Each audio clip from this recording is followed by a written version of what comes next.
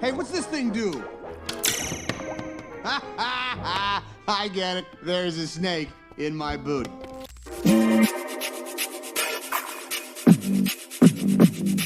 Hello Internet, my name is Damian Michaels, but you can call me Blue, and welcome back to another episode of Blues Brews.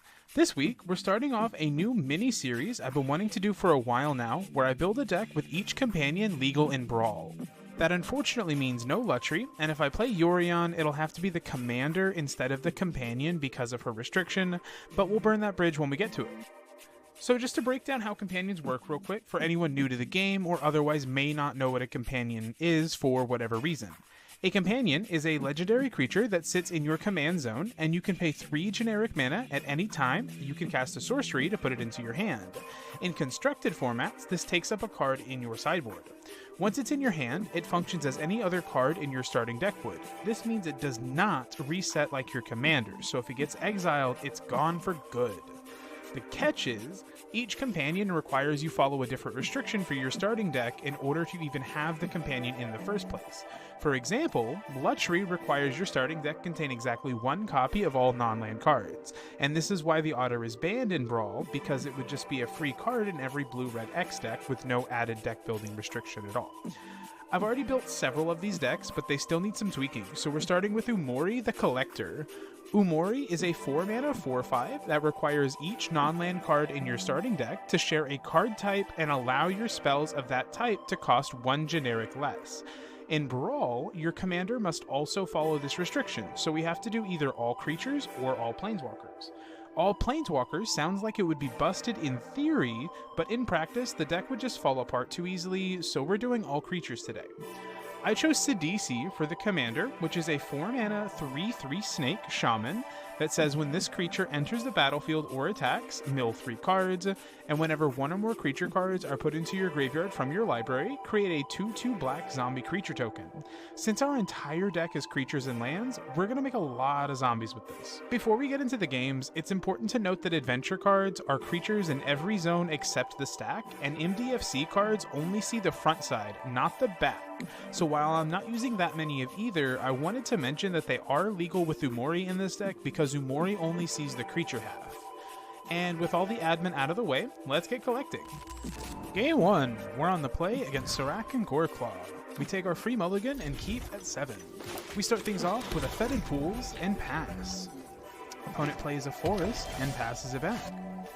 We untap and play Throne of Death, then we drop Botanical Sanctum and pass the turn. Opponent plays a Forest and casts Cankerbloom. We untap, mill a Green Root Cascade, and play Command Tower. I've got nothing worth playing this turn, so we just buy Umori to our hand and pass the turn. Opponent untaps and plays a Forest before dropping a Palladium Mirror. They attack the tree and pass the turn. We untap and mill Muldrotha with Throne of Death. We then play Boggart Bog untap and cast Sidisi the Brood Tyrant. Sidisi mills 3 cards, including a creature, so we get a zombie and pass the turn.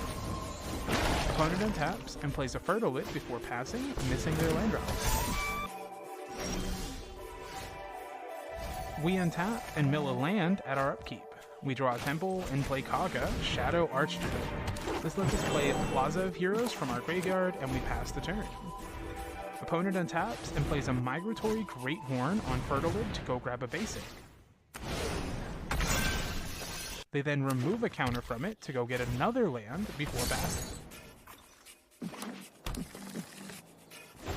We untap and mill Argoth, then draw Marshflats. We play Argoth and run out Umori, naming creature.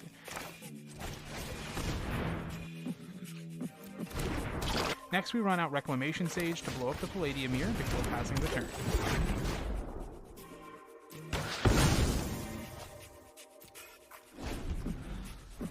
Opponent untaps and plays a Forest before running out Kogla the Titan. They use it to fight our Kaga before passing it back.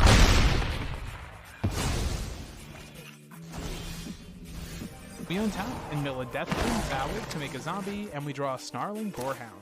We immediately play it, followed by Izoni Thousand Eye.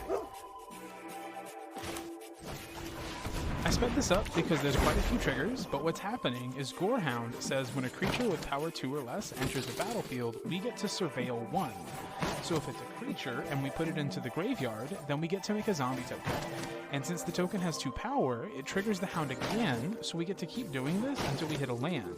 Izoni gives us a bunch of triggers, so we get several tries to loop this into a bunch of zombies. Once all of that is done, we play Marsh Flats, and I was supposed to grab an Overgrown Tomb so we could play Aftermath Analysis, but I grabbed a Swamp like an idiot, so we just pass instead. Opponent taps and plays an Ozolith, the Shattered Spire, to put a counter on the Great Horn. Then they remove that counter to go grab another land before passing the turn. We untap and mill an Uro, which makes a zombie token. This starts our Gorehound loop again, so we start putting creatures in the graveyard to grow our board. This is during our upkeep. We haven't even drawn for turn yet. We make about 5 more zombies before our opponent decides they've seen enough. Game 3, we're on the draw against Darigaz, and we mulligan once, keeping at 7. Opponent starts things off with a couple ley lines on turn 0, then they play a forest and a Soul Stealer's Axe. We play and crack a Bloodstained Mire to grab a Zagoth Tryon and pass. Opponent just plays a Swamp and passes it back. We untap and play a Blooming Marsh and a Vilespawn Spider before we pass. Opponent untaps and plays a Mountain, followed by a Dragonlord Servant before passing. We untap and play a Shipwreck Marsh into Uro, Titan of Nature's Wrath. We draw and play Yavimaya Coast, then sacrifice Uro to its own ability. Opponent untaps and does nothing with their turn before passing. We untap and play an island followed by Sidisi. We mill some cards and make another zombie and pass the turn.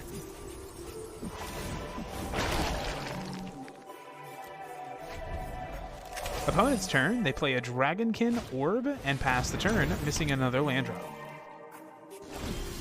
We untap and mill another creature, which makes us another zombie. Then we draw a card and play Sir Conrad the Grim. We move to combat and attack with Sidisi, letting us mill again and make another zombie. Conrad triggers and they don't block for a total of 4 damage. They untap and play their commander, Darigaz, and pass.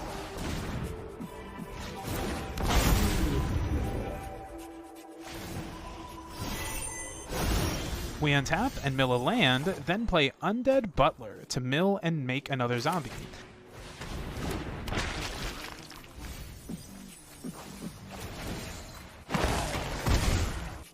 Next, we escape Uro and draw a forest, which we put into play.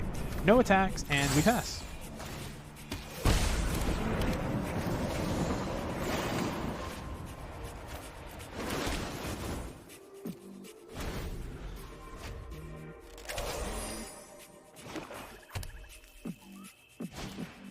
Opponent plays Roxanne to make a meteor, and they shoot down our Undead Butler.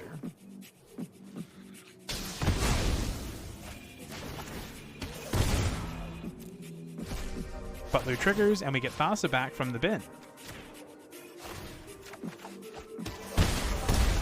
Opponent moves to end step to make another egg and passes. We untap and mill again to make a zombie.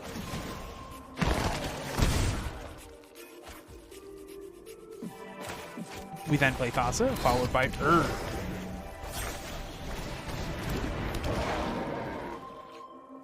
We move past combat straight to end step to blink Sidisi. Once again, we mill some cards and make a zombie before passing.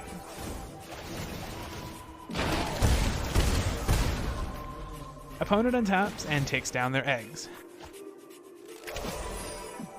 They play a forest and cast Invasion of Zendikar to go grab some basics.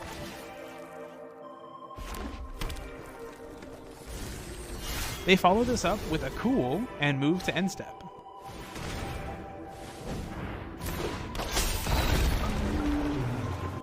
They make another egg and pass the turn. We untap and mill a land, then surveil 2 to find, our magic combo piece. We bend the land and draw Snarling Gorehound. We then play Gorehound and Izoni Thousand Eyes. We did this earlier too, but this one is much deadlier. This time we Azoni for 15 tokens, which triggers Gorehound 16 times. We hit a pocket of lands here in the beginning, and when I was playing, part of me felt like we might not actually close it out there. But even if for some reason we didn't win, we could have just attacked, so it's fine. But this is the true power of Gorehound.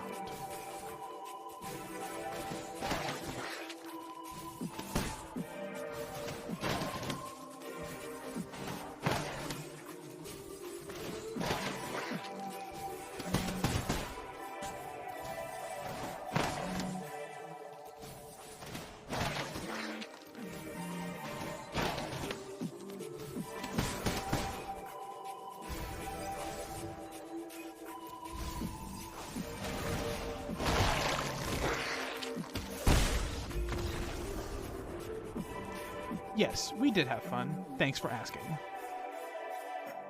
So full disclosure, I built this deck just a couple days before recording, so it's still in the early stages.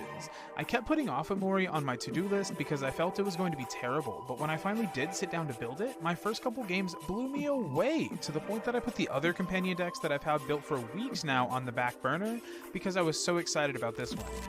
I do have to take a second, however, to talk about the MVP of this deck though. Snarling Gorehound dominated every single game I recorded, even the games I didn't use for this video. It was a beast. We saw the game where it just won by looping Sir Conrad triggers, and the game against Samit where it did barely anything, but the opponent still scooped before letting it go off. Who knew this innocent 1/1 common would be the best card in the entire 99? Anyway, that's all for today. I had a ton of fun playing this deck, and if you want to try it out for yourself, the deck list will be in the description below. While you're down there, feel free to tap that like button too. It adds 1 mana to the YouTube algorithm, and I greatly appreciate it. If you enjoyed today's video, then go ahead and subscribe as well, so you can become a member of the Blue Crew today. If you want to see some more of my content, then you can check out last week's video where Finn the Fangbearer stole Cusco's poison from Yzma, or you can click this playlist to watch some of my shorts.